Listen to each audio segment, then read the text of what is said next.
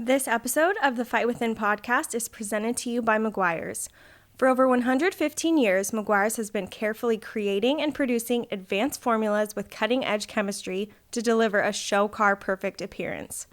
Whether you're showing on the fairway, finalizing your car for auction, or simply getting your beloved car ready for a weekend drive, Meguiar's is ready to help with their premium car care products to make every automotive surface look its absolute best. Meguiar's, reflect your passion.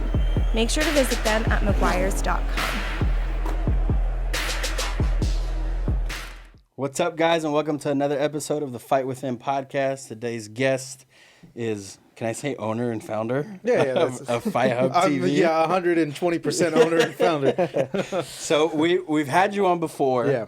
Kind of You talked to. I had had him on. Yeah. We have not. We have not. Just kidding. So, for those of you that don't know, I actually accredit an interview you did with me Yeah.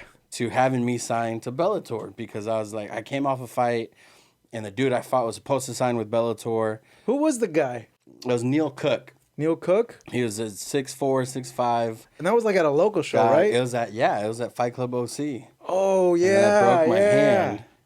And you had come to Rain Yeah. to interview 100%, not me, like other people. And I was like, bro, can we do an interview? Yeah, And yeah, you're like, I for remember sure. you kept bugging me. Yeah. Oh, yeah, 100%. Yeah. I didn't have a manager, so like, No, but here's the I thing had to about, get all my about own that things. is like you never know who's going to blow up, and you never know like, well, one, like if you own a channel like mine or like even an MMA channel, like it, like I've seen people that like don't want to interview guys that are like new or coming up because they feel it's like it's a waste of time. Or beneath them type thing. Well, not so much beneath them. Some I have gotten that sense, but it's like because the whole like digital thing, YouTube thing is like, you know, it's you think about money. Like, okay, I'm gonna do this for like this interview, and for me to post, edit, and all that, it's gonna take me like an hour and a half, 2 hours. Like, what am I gonna get paid out of that from YouTube?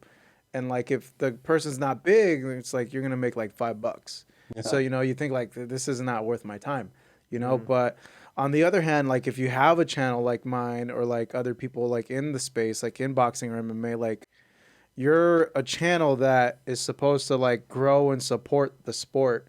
So like 100%. you're, you know, that's part of it is because you never know who's gonna blow up either. You never know like who you're gonna run into, you know, and then they end up blowing up, and then they remember you 10 years from now. You know who that happened with that I didn't know that he brought it up? Tyron. When Tyron had the first press conference with Jake, he kept talking to me during the scrums and like, you've been there from the start, da da da da da. And in my mind, I was like, what the fuck Like, are you what are you talking about? Yeah, for real. It's like, what the hell are you talking about, dog? And I was just like, oh yeah, sure, yeah, you know. And then like I sat down, I'm like, what is this dude talking about? And then I typed in Tyron Woodley's into our archives. All these videos that I did with him at the body shop with Antonio McKee. Yeah. And I was like, oh crap, that's right. Cool though. Like I did interview him before he got signed to Strike Force, before he got signed to the UFC. Well, yeah. And I was like, oh shit, he remembered. Well, when I got signed to Bellator, they had just moved their offices to Newport. Yeah, to like Irvine, right? Oh, Newport. It's like Irvine, Newport. Yeah. I remember that. And that was under the reign of Bjorn. Yes. Well, they saw the video and they go, hey, we know that you asked Strikeforce or the UFC to sign you, because how come you didn't call us out? And I was like, I don't know. And so they're like, all right, let's do it. Yeah. And so we did. I signed, my first contract was like a 9-fight deal, which was dumb because it was a tournament 9-fight deal? That's what happens when you don't have a manager, all right? Yeah. And so, it's thank you for that. No worries. And I think it's cool. I think it's a unique perspective to want to go and support the sport, because then in turn I feel like anytime I see you guys posting something, I'm like, I'm gonna like this. Yeah. I'm gonna watch this, and it's like I feel like you guys had a big part into the little success that I had in my fighting career. Like I said, you never know when it's gonna when someone's gonna blow up, or a situation like yours, or a situation like Woodley. Yeah. You know, so he remembered, and I was like, well, shoot, I'm gonna hit him up for an interview. You know, for the first Jake Paul fight. And I was like one of the few guys that was actually to get him able to get time with them, and it's because of that, you know. And then I asked him too, like, "Yo, you remembered? Like, damn, you got like a photographic memories." Like, yeah, I kind of do. Like, I remember you coming in. But why? What So let's backtrack a little bit since we have never had you on. I'm just listening over here. What made you want to start that though? Because I don't think a lot of people go into say I just want to get into like boxing and MMA media, because if you know about it, it's very political. There's people that have been doing it for years. Everyone wants to talk to Univision or Fox or Telemundo. Everyone wants to talk to the big dogs. Yeah. So like, what made you want to get into? It wasn't anything, media? bro. Like, it was an accident. And I think I touched on this with you in the first one we did, but it was an accident. I wanted to do marketing in sports. Mm-hmm. Like, I didn't, like, I don't need, well, yeah, there was a few people that were doing, like, coverage at fights, but it was still, like, very early on in the whole YouTube space. And I wouldn't say, like, dead end advertising job, but like I just wasn't happy. Like it was the grind. It was a rat race. Like I felt like I was just miserable. And I'm like, you know what? Maybe like advertising is a fun industry to be in, but it's a grind. And I thought like, well, if I'm gonna grind like this, like I might as well like do it in like an area that I love, like a sport that I like. And I'm like, well, I really like boxing, really like MMA, like maybe I can do some sort of marketing like there, and I tried, worked for a fight company that they went out of business real quick. They put on a few fights and then they like crashed out. It was called Call to Arms. Remember them? Called Out Affliction. MMA, No, Call to Arms. Not Affliction. Yeah. Actually, I know Call to Arms. Tom real well, which is funny. Yeah. But them, yeah, they had me on as like a marketing guy. I was doing everything. I was like their marketing director, doing anything for free, and yeah, it sucked. You get to go to the fight. Yeah, that's cool, but it's like after 9 months, after they promised me like salary, like, and they're like, oh yeah, well, we can't pay you. And I'm like, dude, well, I can't keep doing this for free, bro. Like, and I think doing all that, I was collecting all the footage, and I'm just like, well, I'll put it on YouTube, see what happens. And my roommate was really, at the time, was really the one that's like, nah, you got to put this on YouTube. Like, look at all these like videos. Like, you don't know what's going to happen. And I started thinking like, well, I do like talking to the fighters. Like, I do like visiting the gyms. Like, I don't know, I just kind of felt there was something there. And I'm like, this I can do. This is cool. So like, let me create this YouTube channel as a body of work that's going to help me maybe get hired somewhere. Not knowing that the YouTube channel would end up being my full time. So your intentions were never to do it full time until like blow it up. Because there's no one making money back then on YouTube. Yeah. Like YouTube didn't. Like I started out in YouTube like in 2009, and that wasn't at the start of YouTube, but it was very early on YouTube. Especially for it's when MMA you could, coverage, or boxing coverage. You could find everything on YouTube at that time. Which was YouTube was dope back then. You could find like movies and everything. Yeah. And yeah, no one was making money. So when they started their like ad program a few years later, that's when I was kind of like, I was making some, but it wasn't anything special. It was like drinking money. But then it's like little by little, it was, it started building momentum. And then I was like, oh, wait a second, I could do this full time now, So it was just kind of a progression. But no, I never had any intentions of doing what I was doing, or, there wasn't even anybody like me doing what I was doing. And then when I got in, I found out there was maybe one or two people doing what I was doing, but not to the extent that I was doing it with.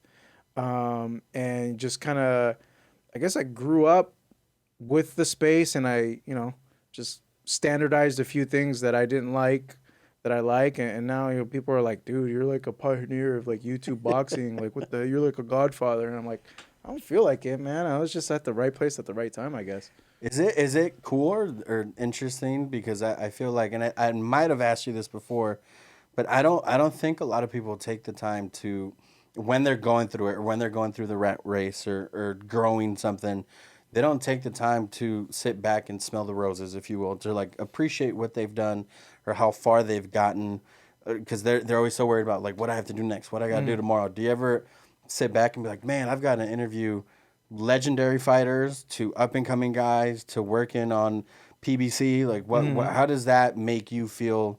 Not to pat yourself on the back, but do you ever take that in a perspective?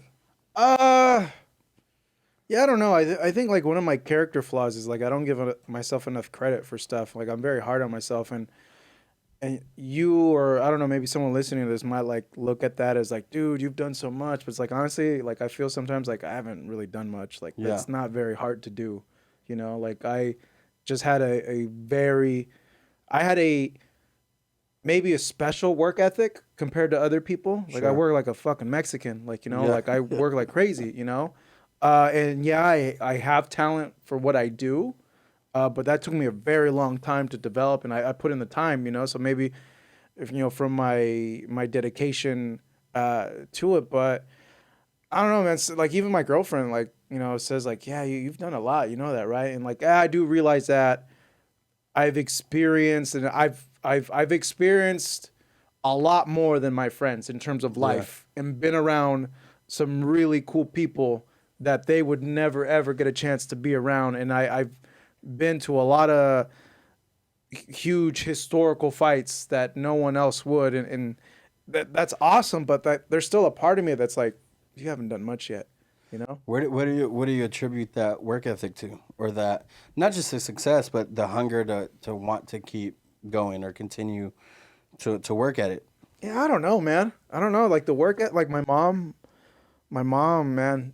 You know, worked 2 jobs. My dad got sick. So she was like supporting us. Mm-hmm. I know that had a big impact. Me like seeing her, like wrestling. When I got into wrestling, I know that had a big impact too when I was a kid.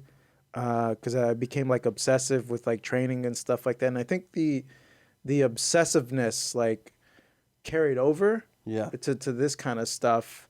Because I remember reading things like about some of the like pro wrestlers and even like some MMA fighters, like what they attributed like their success in their fields, and not even that. I remember reading a thing like with Barbara Walters, asking people like, no, Barbara, dude, if you want to learn how to interview people, read Barbara Walters' book. I'm telling you, man.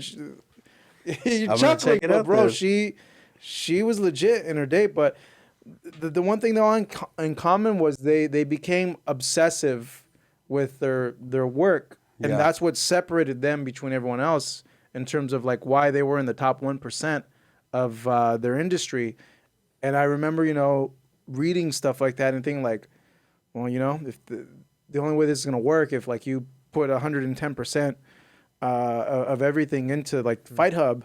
But I was always like that with like wrestling too, and training and all that. I don't know. I guess I've always been like that since I was little, but I've thought about it too. Like, where do you get the work ethic? And I think, mom was a big part, but you're going to laugh too. But like seeing these guys train, like the guys that I've seen train and like the stuff that they say, and like seeing them, how obsessive they are with like the training and their work ethic, like it makes me like want to work hard too. Like I'll think of like something like Canelo would say, or like remembering like seeing Manny like work out and be like, like I'll get inspired in a way from all those experiences, being around all those guys. Well, I think it's easy though. It's easy to do that, to get inspired, because when you're around greatness, it's like, what do they say? Like success attracts success. Yeah. And so I think I don't think that's anything to laugh at. I think that's serious. That sounds kind of cheesy though. Like no, because like if I'd be training, come from someone. I'd be training. Yeah. And there's days, I'm sure like every athlete has it, they don't want to be there, but then you see that person. That's very true. Pushing in the themselves, context like, of training, though. But like me, as like a content creator, But for you to take something from that is inspiring. It's the same way that I don't know, someone inspiring, like Kobe. Well, look at Kobe. Kobe was a basketball player. If you look at it, just an athlete, just a basketball player. But the things that he was able to do after basketball, or the people he was able to inspire because of his obsession and his work ethic, it's the same thing. People, you don't have to only inspire people in that same field or in the same industry. Like people want to take that work ethic that Kobe had into being an attorney, into being a business owner. You take that Mamba mentality. I don't think it's anything bad. I guess I've always had it since I was a kid. Like now that I think about it, but a big part of it was seeing my mom like work as hard as she did. Yeah. So that's rad. Yeah. I said, well, dude, we talk. I feel like we talk about it so much, but like the drive and like the dedication that it takes to do things is a lot of people, they have, we just said this, but like a lot of people have drive or determination. They have one, right? But it's the follow through. It's the perseverance. It's a discipline. The discipline to continue to keep going. Yeah. Like you might not see, like how long did it take you to be like, oh shoot, I went from just thinking I could do this to, oh man, this is like, well, it I was can do one, this. well, one, I never thought like that because I created the channel to help me get a job. It ended up becoming the job, but like it took, in order for me to make money off of it, it took like 6 years. Okay. And that wasn't even any of that. That was like drinking money. Yeah. But then like very quickly, it started multiplying and multiplying where I think back in like 2015 or 16, I was like, oh crap, like I could do this full time. Oh, wow. You know? So it took 6 years though, roughly. Yeah. So I literally just said this earlier today to somebody at one of my stores. We were talking, they're gonna be opening their own spot up soon. And I told him, I was like, hey, like my best advice to you is just keep pushing. Like it took me personally probably like between my 8 and 10 year mark of owning my company where I was like, oh, like I can now see some of the, the benefits from the hard work of the last 8 to 10 years. Yeah. It wasn't like overnight. And it, even still, I'm on year 12 and this whole last week I'm grinding. I'm like back to square one because everyone's sick or they're out of town or whatever, it's my company. It's tough being a business owner of a small business because people are crucial, and if like one cog of the wheel goes, like you have to take the brunt of the work, and even then a lot of things are out of your control with people leaving. And it's like, man, I invested all this time in this person and they leave and now they're gone, and you're just like, fuck, man, like I don't know, like I get like, I don't know, I guess I am like, because I put like my heart and soul into it, like I get like that when people leave and stuff like that. It gets me really down where I'm just like, fucking A, man, why am I doing this shit? Like having to go through like that type of like just emotional drainage. Like I put everything into this person for like the past 3 years and then they go somewhere else, and it's just like, oh, but it's part of business. I say part of the life cycle of being a business owner, for sure. Yeah. But yeah, I mean, I think people, and it's crazy to me because so many people want to do something or they start. There's a lot of starters, but there's not a lot of follow through and finishers. Yeah. And taking that Mamba mentality, taking what you learned from your mom, taking like that, dude. You said like, I don't think it's funny at all because if I had the opportunity, like Manny Pacquiao is one of my all time. I'm half Filipino, so he's obviously, us Filipinos, like Filipino pride, right? Like, if I had the ability to like sit there and watch him do a workout, dude, I would be like pumped to go do whatever. Like I'd be like, dude, this guy just freaking busts his butt. I'm gonna go run today. I don't even run, but I'm gonna go run because I just watched that. Like, like, I could see that. Taking like that greatness and letting it apply to you. I think that's when people excel, right? Like being able to take something that someone else is doing and apply it to your own life is what makes you great, right? Or at least strive to be great. And I think that's something that's not something you can teach. It's something that's just like naturally instilled in people. And that's why there's a lot of people that do, and then there's a lot of people that just watch people do, unfortunately. Yeah. I think it's definitely hard because if you don't have, I always attribute it to athletics. It's very easy because as an athlete, you have to have discipline. You have to have work ethic. You have to have accountability. And that translates well into your professional life or whatever you're going to do for money after you're done. I think that's one area that combat sports specifically has kind of dropped the ball with its alumni, is if you look at the NFL, the MLB, NHL, there's associations, there's players associations.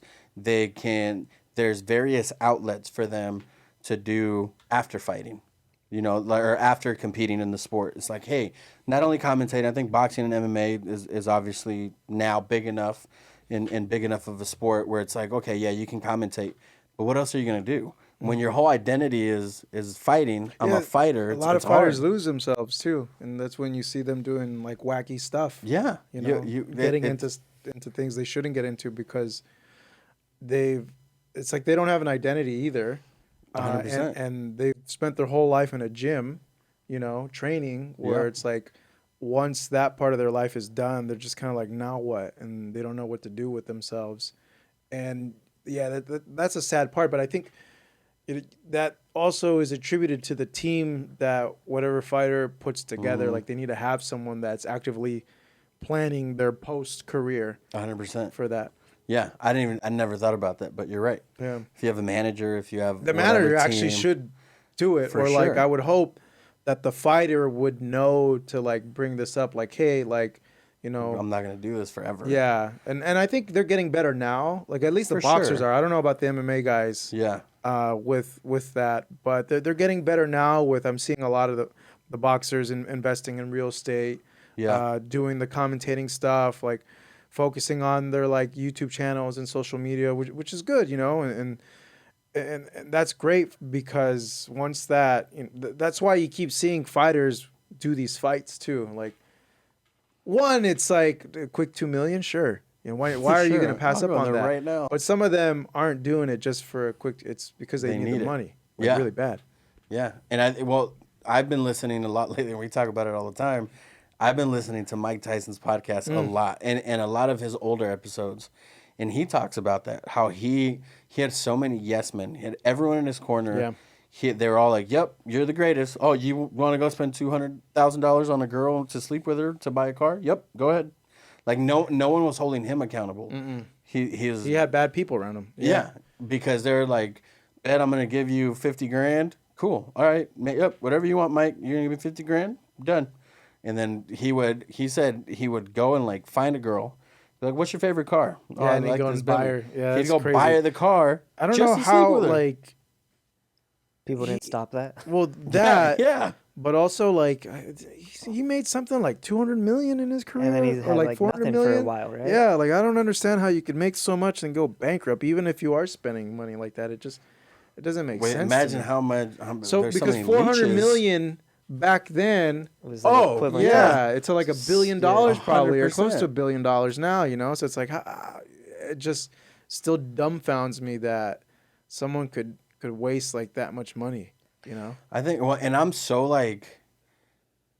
I'm not addicted. I would say I love listening to like old school boxers and Yeah. their stories and their journey, because they didn't have the same luxuries as the fighters today do. Yeah. You know, they had to literally fight for everything. Mm-hmm. And like Tyson is very well read, and he knows so much about history, and he always talks about how Customato made him think mentally that he was no, yeah, he's a up there.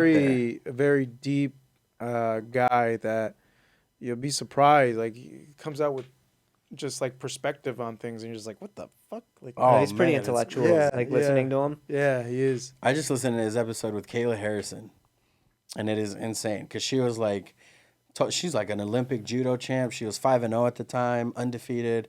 They're saying she's gonna beat everyone, and she was like, "This is what I want. Here's my goals, and this is my mentality." By the end of the episode, she's like, "You guys messed me all up. Like I don't even know if the way I was thinking was right." And it's so unique because you don't get to meet a lot of people like that, you know. And so I'm really curious to know, is there ever, like, when you interview someone, how genuine are the interviews? Like, do they ever put on this like persona, and then after they're like, "Oh no, it was so cool." There's a few fighters that are like that, and I think like it's easy to like point out like someone like I mean, you don't have to give names. I don't want to throw anyone. No. under the bus.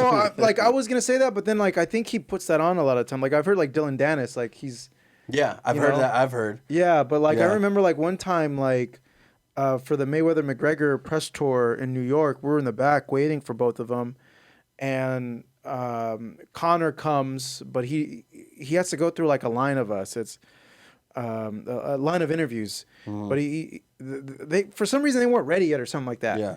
And he's just there chilling, just being a normal person, and that's where I kind of noticed like, He turns it on. when for he the turns it camera. on for the camera, it's like, okay, Because it sells. yeah, you know, like Whether you and- love him or hate him. And I've seen a few people that are like that you know, they see a camera around, they start getting a little louder, a little, you know, they'll make eye contact with you because they know, and especially like in boxing, if the fighter sees you a lot, they'll know to turn to your camera or something like that, or they say something, they'll say it to you because like they've seen you and they know like, oh, this guy's with this channel, it'll get a lot of views. Being on the media side of it, do you think that takes away from the integrity of the sport? Nah, because at the end of the day, it's entertainment. I say, yeah, it's It's entertainment. entertainment, They're you know? professional So, like, athletes, what- but they're entertainment. But Yeah. you're I've always said it. You are a prize fighter. Yeah, Yeah. you are. What is it to get me more money? Like You're what am I modern-day going to do? gladiators is what it 100%. is. Like, What do you think about like the Jake Paul fights and all that stuff? It's its own thing, you know. For sure. It's its Yes. own thing. We discussed this on a little podcast episode that we did last week on the FightHub YouTube channel, and it's sports entertainment. People they don't know that, but what he's doing is like its own thing, and it's kind of like almost like pro wrestling. Yeah. Where it's like he's picking his own guys, he's marketing it in his own way. The fights are legit, like they're not fixed. He's not like singling with. I saw that. with his Yeah, hands. that where he was like Yeah, this. you No, know, Tyron like, I just got think knocked I out. think fighters have habits, and I think that's probably just one of his habits. Is maybe he's like, oh. well, when you look at that, like it's very easy to pick off like what he did, and like what Tyron did was an MMA habit. didn't he try to check it? Well, no, he tried to do that sweep thing when people do leg kicks and stuff, where they do And that you motion. do it all the time. Yeah, Because He it helps tried- you get out of Yeah, the he way. tried to do that with a punch. He feinted. Jake moved back. He reset. He feinted again. He went to do that, and he cracked him on the side of the Dillashaw head. does that all the time. Yeah, you know, it's like it's very simple, like to see that, and it's like you can't do that in a boxing match. Look what happened. He got starched. I think they're just two different sports. It's just a bad habit that it's a bad habit for boxing. It's a good habit for MMA if you're an MMA fighter, because Yeah. you're trying to avoid a leg kick, you know. But for boxing, it's a different. Some things carry over, but some things don't, and that's one thing that didn't work for him. I compare it to like cooking. Yeah. You can be a great Italian chef, Mm-hmm. then you go and cook Mexican food. It's probably gonna taste good, but there's just some things that Difference, don't yeah. translate. It's a different type of meal. It's still food. It's still combat sports. Well, same with thing. What he's doing is still fighting. Like it's Yeah, still. but it's just different. It's different. It's its own thing. He's carved out his own niche where it's like influencer fighting. You know. Yeah. It's like, is he gonna fight a real contender? I don't know. Maybe if he gets enough of these things, because this is also the other thing that people don't understand is these fights that are, because he doesn't have an amateur career and never did have an amateur career. Yeah. This is like his amateur career being played out in real time. Yeah. He's getting experience with every fight, and actually, like if you were to compare him to it, like an amateur building an amateur career, he's actually like progressing pretty quickly, like going from like a basketball player to a former MMA champion that, his striking sucks and he was out of shape, and Ben Askren, Yeah. to like a Tyron Woodley that the possibility of him being knocked out in that fight was very, very real. Yeah. And Tyron had a lot of cred, even though he had lost at that point, like 4 or 5 in a row. Yeah, 5 in a row. I Yeah, think. you know, but it still was like 5 years ago, he's being labeled as he's the greatest UFC welterweight champion ever, which look what happened. So it's like he's going leaps and bounds. I think when you compare it to like other amateurs, but yeah, it's his own thing. Like people get so bent out of shape, and it's like, bro, it's his own thing. It's like he's not. Kind of the same thing that Chavez is doing. Those are exhibition fights. I know it's way different because he has a real career. Well, yeah, like I said, Chavez is former world champion. Tyson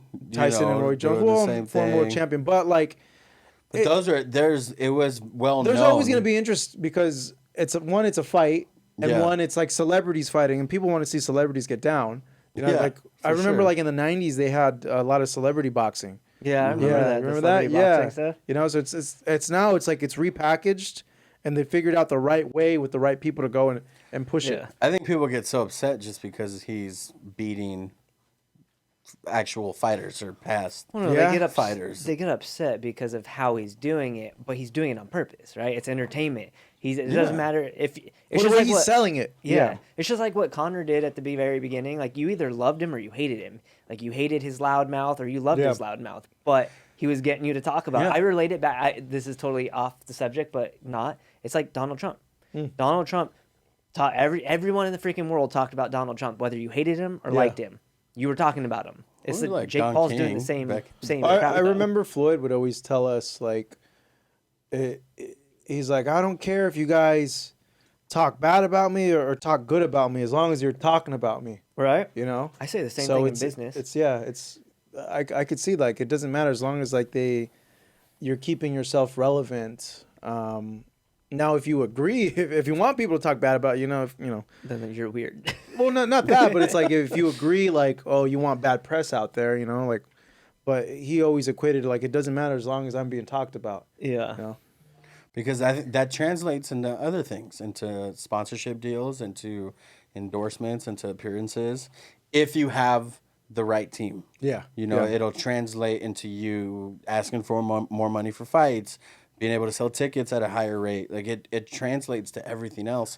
Again, because people either want to see you lose or want to see you win. And that's the thing Either with him. way. People want to see him get knocked out. And so they'll buy his And they'll fights. buy. But that's the same thing with Floyd. When Floyd fought, people wanted to see Floyd lose. Even now, people still like he's Yeah. doing. I saw it on your But the TikTok guy, that's a Oh, weird On top one. of the Burj Khalifa. Yeah, it's like that guy. It's like he paid for the right to have like an exhibition fight with him. Yeah, that's how I see it. Like whatever, he's retired. That's why I don't really care. Like Yeah. that's why I don't rip into him because Yeah. he's retired. Like if he was an active boxer still and he was doing that, then I would really rip into him. But like, He's dude's retired. Like retired, and he's gonna make a crap ton of money. it off doesn't matter Yeah. what he's doing. So- Like people be like, oh, the integrity of the sport. He's Floyd, one of the greatest ever. It's like, bro, he's retired. He's Yeah. retired, and He's he's getting people to talk about boxing. Well, but it's like he's retired. That's like if a football player retired and then decides to go play basketball. Like, who cares? Yeah, it He's doesn't retired. matter. Oh my god! Like you're besmirching your team. Like,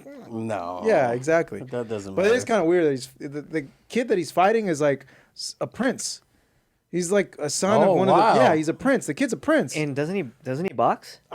They say he does. I haven't really. supposedly Yeah, I haven't boxes? It's crazy. Yeah, over look the there, kid too, up. though. Like the rules and But he like supposedly have you been to actually Dubai? boxes. no. No? Yeah. Oh, I I thought have, you had right. been. You I've have? been to Dubai. Can you drink there? Yeah, at the restaurants and stuff. It's not. We never went to like a bar. I Yeah. never saw a bar. But like the Ah. restaurants and stuff, they had like alcohol. Yeah. You been to Dubai? Twice. Whatever, bro. 3 times. Wow. I've had dinner at the Burj Khalifa on that restaurant. Oh, really? I might be like one Yeah. of those Oh, guys. I guess wow. Hidden House is doing good. I went on I was coming back from Ethiopia from a coffee sourcing trip. Oh. And And you stopped in Dubai there? we had 2 avenues, Dubai and some other random place. I was like, dude, no, let's go Like, to let's go Dubai this way. and Yeah. let's stay a day or 2. Yeah. And we met some crazy connections just by being Oh, like yeah. a nice person. Yeah. You meet people and Did you get that grenade Red Bull thing? no, No, you've no. seen. You know what I'm talking about, right? Yeah. Dude, Dubai's one of seems the so most weird. wild places in the freaking planet. It's like you're in the future. Yeah. Well, I And- heard you can't like smoke. There's a lot of You things can smoke can't- hookah, right? There's hookah. Yeah. They're smoking. It's Yeah, I so don't clean know. there. It's Yeah. super clean.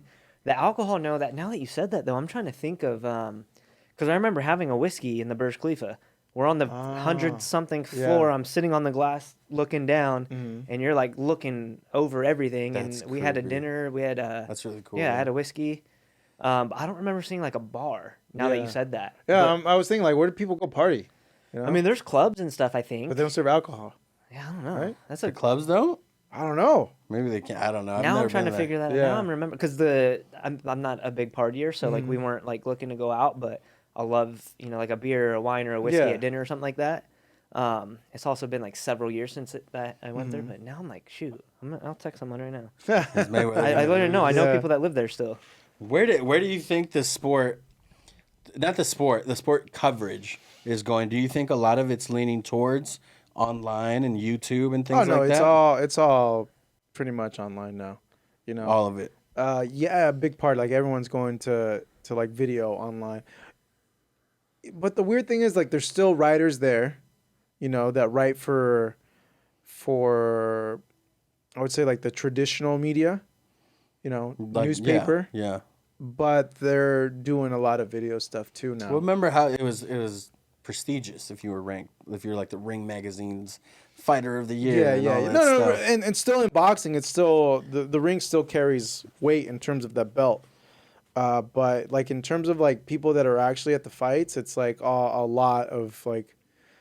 I've been saying this for years. Like digital's carried boxing for like the past like 7-8 years, and it's like my major gripe is like the promoters still treat the writers and give them more access, more opportunities to get stuff than a lot of us on digital, because I think they're sort of stuck in their ways. But even guys like Mayweather Yeah. or Oscar, younger dudes that know the value of digital.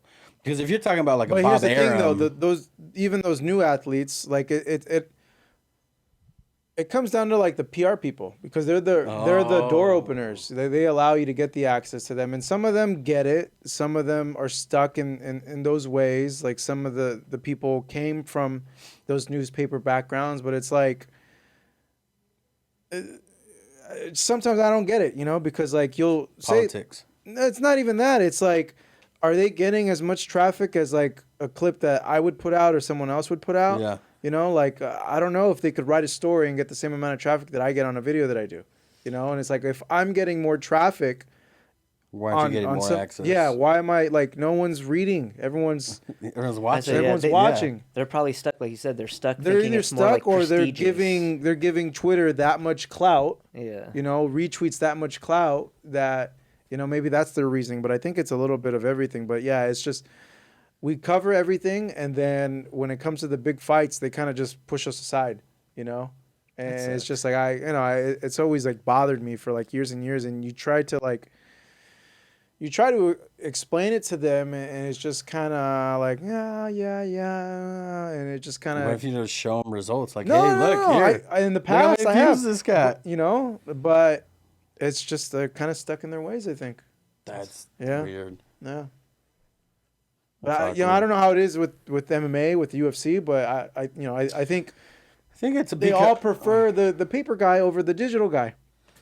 I think because I've heard interviews of Dana White saying it's just so easy for anyone to be like, oh yeah, no, I have a media company. Okay, Give so me the passes, PR but person should like do their Yes. due diligence I'd say and do their look up. research. Okay, who's this person? 100% How many subscribers? How many views? for sure. Yeah. I just don't think they do that. But I also think Well, that's their bad. That's them not knowing how to do their job. I think in MMA the audience is probably younger. I would assume. Yeah, it is. And so I don't know, and I don't know the numbers, but I'm sure that there's more of a digital presence, I would say, in MMA than there is in boxing. No, I would say it's pretty even. Yeah. Really? Yeah, like there's boxing's like just about like everyone's So digital. That has to do with And like 100%. MMA, like a lot of people are digital too. It's very rare you see like a New York Times at an MMA event. Yeah. I haven't covered an MMA event in freaking forever, but I would think. Talking about that. Yeah. What are you doing now? I saw you this past year covering some of the PBC. Yeah. Well, no, it's just FightHub. FightHub is my full-time job. It's always been a full-time job. I did the PBC stuff, unofficial scoring for the network for the last 3 years. And even before that, I was doing stuff for PBC as an unofficial scorer on Fox, FS1, and Spike TV when there was a Spike TV. But during all those times, I still stayed with FightHub and kept with FightHub. Do you feel that full-time. that gave you the platform to I do think that? for the PBC on Fox thing at the beginning, yeah, I do think because of the platform that I had and like the on-camera experience, that did help and play a role. But like we were mentioning before, they didn't want to bring me on because I didn't have an agent. Because I think and here's the other thing with like the network people, like when you're talking about like TV networks, it's very political. And they're not really familiar also with digital or digital talent. So they hear of a person that's coming from YouTube and they think there's reservations there. Especially if they're not with an agent, because they're like, wait. Like they think if you're with an agent, you're reputable, you're going to be good on camera, which, yeah, it's true because Maybe. obviously, if you're with a CAA or I don't even know what the other one is, something. Yeah. There is a level of competency there. But like, yeah, like with me, like they kept trying to say like, yeah, bring this guy on. And they're like, he doesn't have an agent.